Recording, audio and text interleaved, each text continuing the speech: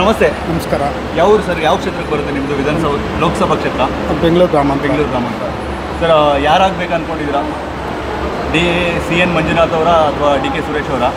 Sir, ಇಲ್ಲಿ ವ್ಯಕ್ತಿಗಿಂತ ಇವತ್ತು ಈ ದೇಶದ ವ್ಯವಸ್ಥೆ, ಈ ದೇಶದ ಪರಿಸ್ಥಿತಿ ನೋಡಿದ್ರೆ BJPನ ತೊಲಗಿಸ್ಬೇಕು ಅಂದಾಗ ಇರೋದು ಪರ್ಯಾಯ ವ್ಯವಸ್ಥೆ ಕಾಂಗ್ರೆಸ್.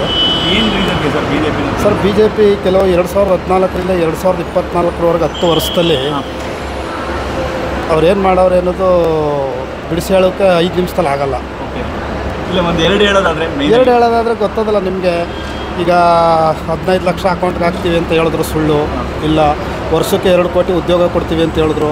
ಇಲ್ಲ, ಉದ್ಯೋಗ ಕೇಳಿದ್ರೆ ಹೋಗಿ ಪಕೋಡ ಮಾರ್ರಿ ಅಂತ ಹೇಳಿದ್ರು. ಅಲ್ಲೊಬ್ರು ಯಾರೋ ನಮ್ಮ ಮೈಸೂರು ಸಂಸದರು ಹೇಳಿದರು, ಉದ್ಯೋಗ ಅಂದರೆ ಬರೀ ಗೌರ್ಮೆಂಟ್ ಜಾಬ್ ಎಲ್ಲ, ಟಾರ್ ಹಾಕೋದು ಒಂದು ಉದ್ಯೋಗನೇ, ಟಾರ್ ಹಾಕಿ ಅಂತ ಹೇಳಿದರು. ಇವೆಲ್ಲ ನಮ್ಮ ಕಣ್ಮುಂದೆ ಉದಾಹರಣೆಗಳು ಇರೋದ್ರಿಂದ ಇವತ್ತಿನ ವ್ಯವಸ್ಥೆಗೆ ಮತ್ತು ಮೇಯ್ನಾಗಿ ಹೇಳ್ಬೇಕಂದ್ರೆ ಪ್ರಜಾಪ್ರಭುತ್ವ ಇವತ್ತು ಭಾಳ ಅಪಾಯದಲ್ಲಿದೆ. ಪ್ರಜಾಪ್ರಭುತ್ವ ಉಳಿಸ್ಬೇಕು, ಈ ದೇಶ ಉಳಿಸ್ಬೇಕು, ಸಂವಿಧಾನ ಉಳಿಬೇಕು ಅಂದರೆ ಈಗ ಬರ್ತಕ್ಕಂಥ ಸಿಚುವೇಷನಲ್ಲಿ ಕಾಂಗ್ರೆಸ್ಸೇ ಬೆಸ್ಟ್. ಸರ್, ಇವಾಗ ಕಾಂಗ್ರೆಸ್ಸು ಕರ್ನಾಟಕದಲ್ಲಿ ಹಲವಾರು ಸ್ಕೀಮ್ಸನ್ನು ಕೊಟ್ಟರು, ಬಟ್ ಅದನ್ನು ಸಕ್ಸಸ್ಫುಲಿ ರನ್ ಮಾಡ್ತಿದ್ದಾರೆ. ನಿಮ್ಗೆ ಗೊತ್ತಿರೋ ಹಂಗೆ ಆಗಿದೆ. ಇವಾಗ ಕೇಂದ್ರ ಸರ್ಕಾರದಲ್ಲೂ ಕೂಡ ಕಾಂಗ್ರೆಸ್ ಏನಾದರೂ ಅಧಿಕಾರಕ್ಕೆ ಬಂದರೆ ಮಹಿಳೆಯರಿಗೆ 1 ಲಕ್ಷ ಕೊಡ್ತೀವಿ ಅಂತ ಹೇಳ್ತಿದ್ದಾರೆ.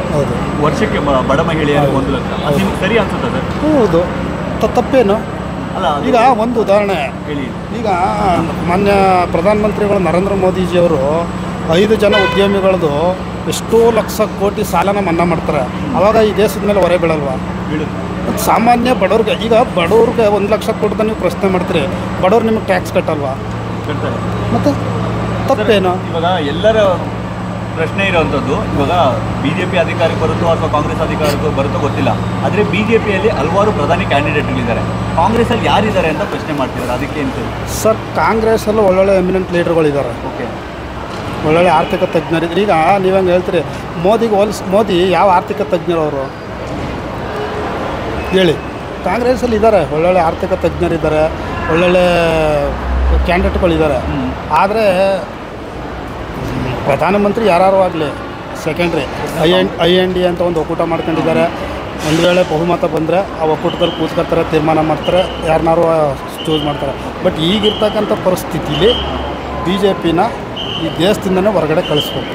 ಓಕೆ, ಒಂದು ವೇಳೆ ಕಾಂಗ್ರೆಸ್ ಅಧಿಕಾರಕ್ಕೆ ಬಂದರೆ ಯಾರಾಗಬೇಕು ಸರ್? ರಾಹುಲ್ ಗಾಂಧಿ ಅವರ? ಅದೇ ನಾನು ಹೇಳಿದ್ನಲ್ಲ, ಈಗ ಕಾಂಗ್ರೆಸ್ ಅಧಿಕಾರಕ್ಕೆ ಬಂದರೆ ಕಾಂಗ್ರೆಸ್ ಒಂದು INDA ಒಕ್ಕೂಟ ಅಂತ ಮಾಡ್ಕೊಂಬಿಟ್ಟಿದ್ದಾರೆ. INDA ಒಕ್ಕೂಟ ಅಂತ ಮಾಡ್ಕೊಂಡಾಗ ಕಾಂಗ್ರೆಸ್ ಅಧಿಕಾರಕ್ಕೆ ಬಂದ ಮೇಲೆ ಅವರೆಲ್ಲ ಒಂದು ಸಭೆ ಸೇರಬೇಕು. ಸಭೆ ಸೇರಿ ಆ ಸಭೆಯಲ್ಲಿ ಯಾರನ್ನು ಅವರು ಪ್ರಧಾನಮಂತ್ರಿ ಅಭ್ಯರ್ಥಿ ಅಂತ ಆಯ್ಕೆ ಮಾಡ್ತಾರೆ. ಓಕೆ, ಬಟ್ ಈಗಿರೋ ಸಿಚುವೇಷನಲ್ಲಿ ಒಂದು ವೇಳೆ ನಮ್ಮ ಒಪಿನಿಯನ್ ಕೇಳಿದ್ರೆ INDA ಒಕ್ಕೂಟ ಒಂದು ವೇಳೆ ಅಧಿಕಾರಕ್ಕೆ ಬಂದರೆ ಮೋಸ್ಟ್ ಸೀನಿಯರ್ ಲೀಡ್ರು ಮಲ್ಲಿಕಾರ್ಜುನ್ ಖರ್ಗೆ ಅವರು ಆದರೆ ಒಳ್ಳೆಯದು. ಯಾಕೆಂದರೆ ಒಂದು ಕರ್ನಾಟಕದವರು, ಎರಡನೇದು ಅವ್ರಿಗೂ 40 ವರ್ಷದ ಸುದೀರ್ಘ ರಾಜಕೀಯ ಅನುಭವ ಇದೆ. ಹೀಗಾಗಿ ಬೆಸ್ಟ್ ಕ್ಯಾಂಡಿಡೇಟ್. Thank you.